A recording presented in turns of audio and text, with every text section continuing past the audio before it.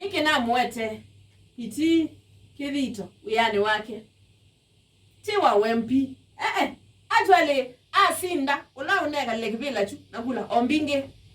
mwana anathukuma yamo kubibya maka niweka maka mukubibya maka na kuthosya maka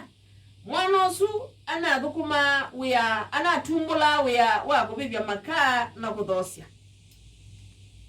na ndande demunge lo kui la kiapo Biblia leva katani Biblia yako kicha nena jono ndiki hapo moyo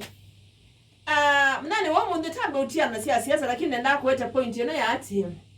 ndi na wa waku muthukisya ula ukwika Athiani biti you never know about tomorrow na begene kumungu tabisie bana akuyati na onenga gelekani yandele bo weta waka wenzi akuya mwana osu anenga wayongali ila ya umaya ila yoka mpya no anenga wenundu ni waikiyetwe na esa ukakwata uya na nkalingi setola gulava lakini wene wesiyetwa onkuni wake na miyako msio yake wewe sio kuitwa ayo na onenga point yati sisi awidyo ilo wakuma uyo mwikiku kethya boss waku no aurify obandu